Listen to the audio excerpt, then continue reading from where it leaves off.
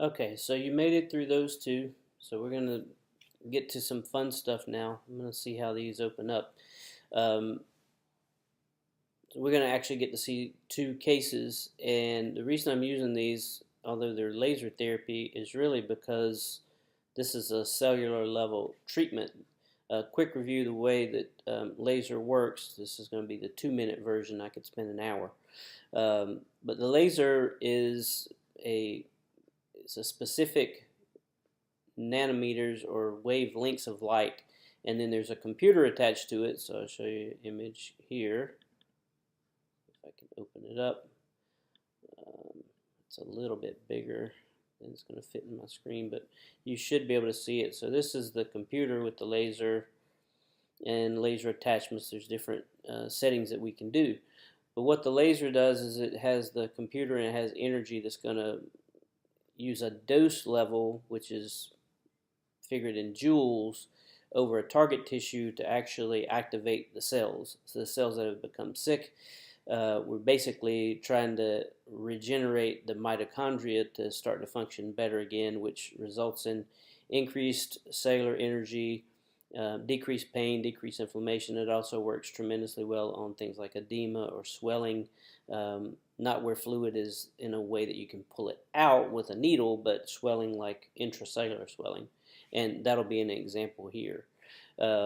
So that's what the laser does. And if you're not familiar with how light will affect your body, go stand out in the sun for a little bit and you will understand that light will affect our body. So if we use certain wavelengths of light, we actually can do some really good things for the body. There are two ways that we use it most commonly. This is come on. This is actually showing it in an off contact setting. This dog has like an inflammatory response. This is a small hot spot. The example that we'll show later is a really good representation of a hot spot that's so severe that that the group that makes the laser has actually contacted me, and we may be publishing this as a case study for them.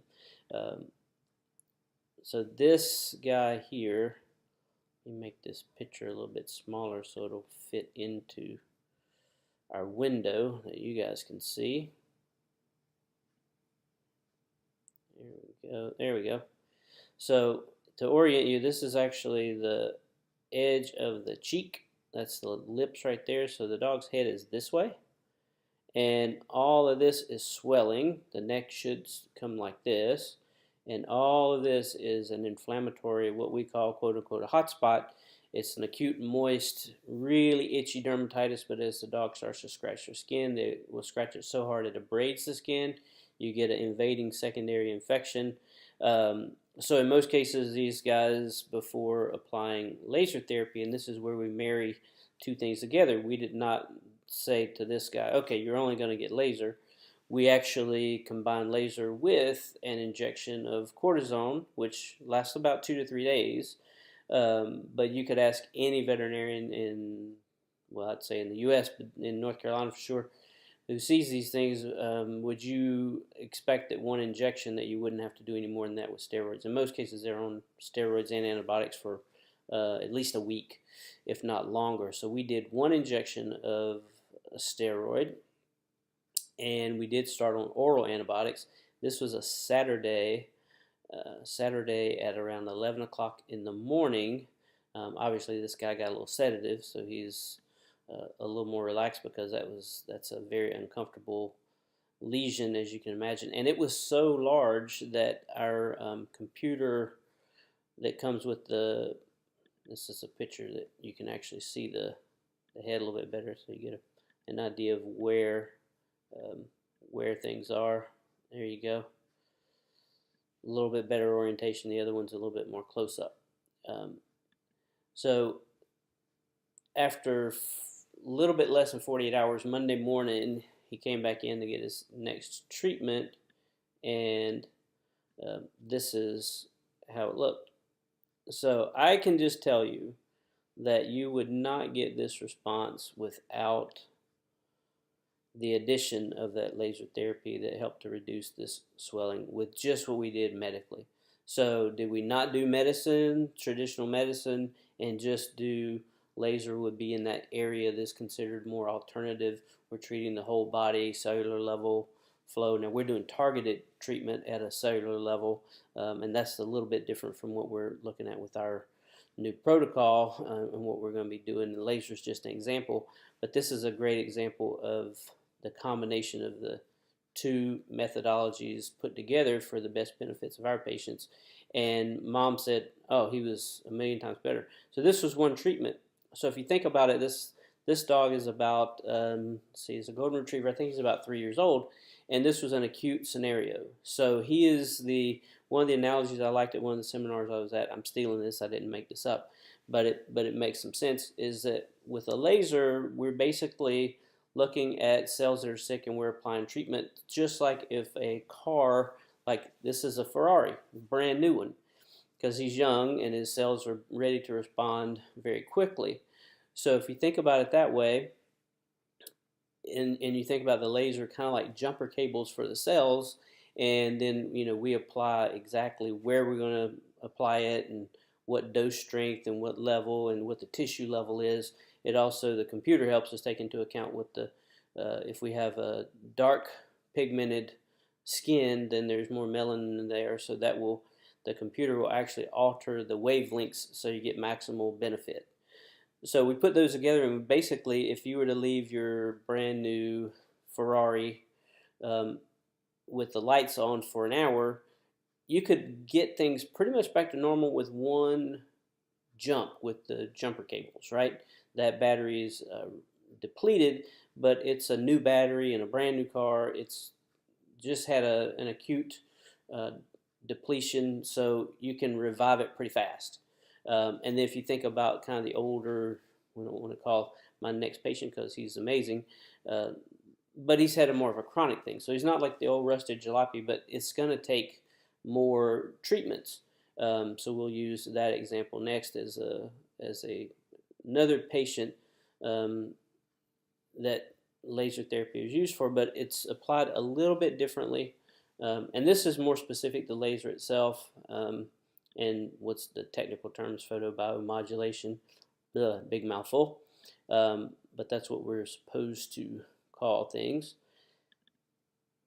So let's see if I can actually get this into a size frame that we can see it. It's just too big right now. Let's see.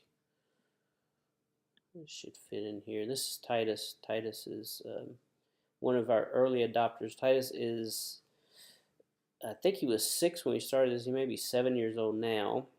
He was diagnosed at a very young age, I think 6 or 7 months of age, with canine hip dysplasia. So he has some bad hips. With laser, you have to wear some eye protection. So he actually does really well with that.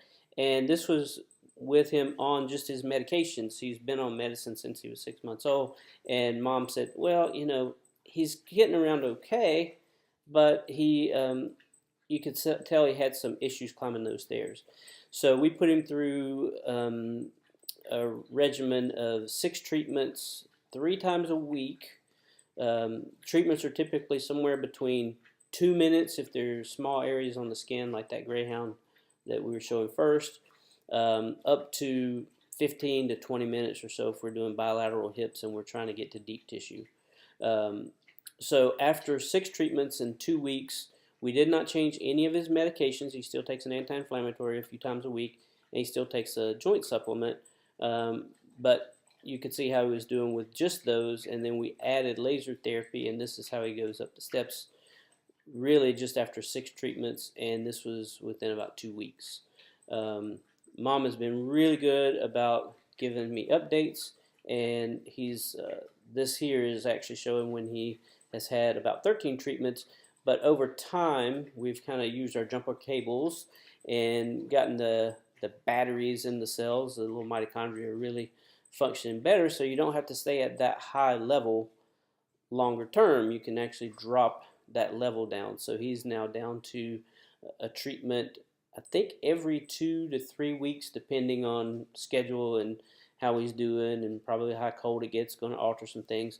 But mom can figure him out pretty good, and she's got him on a um, pretty good basis as to now he's just getting maintenance to keep things going well. And he looks pretty darn happy. And if our goal, what we're talking about in the big scheme of things, is looking at or thinking about your health of our pets. You could say us as humans too, but looking at this like think about your 401k plan. What you don't want to do is you don't want to do withdrawals. So from a health standpoint, withdrawing or taking things out of the account would be behaviors like smoking or or drinking alcohol, things like that. But what we can do is at a younger age, could we put some deposits in? Could we start doing some things today that are going to pay off for us tomorrow, like good nutrition, all those things that we talked about? So if we think about it that way, if you are riding in the boat, hesitate to say Titanic, but let's say you're in a big ship and you can make very small maneuvers in the right direction if you're a ways out from the target to make sure you're going in the right place, the right direction. And that example would be if the Titanic is heading toward that big old iceberg. If you don't notice that you're heading that way until you're very close to it, so if you have lots of mobility issues and you're 10 and a half, 11 years of age rather than, my suspicion is that Titus, with everything we're doing for him now, is going to pay off 4 or 5 years down the road. He's not going to be one of these guys that's so debilitated he can't get up. However, if you come in and you see me at that point in time, we need to make a hard left-hand turn. You've got to start adding as many things as possible to try to get an individual that's that depleted. All their cellular level, all the depletion is so low, then you got to do tons of things. So we're trying to turn the wheel at 90 miles an hour hard in one direction and doing a lot of things at one time to these guys to try to shift the curve. Whereas if we start at the first levels, like Titus was going up those stairs and he had a little bit of hitch, but there are many folks who would say, he's getting along pretty good and don't do anything. If we're able to do some little things now, pretty mild things, not even medicine related, just some things that kind of help maximize the way that those cells can function and keep them as healthy as long as possible, keep that muscle mass as good as we can, then we're already shifting, 1 degree, 2 degrees away from that iceberg. Then we don't have to make as big of maneuvers and we can avoid or maximize the benefits that we can get so that longevity that we're able to achieve now, we can live a long time for our dogs, a lot longer than they used to be able to live. We see dogs that are my personal dog, he is a lab chow mix.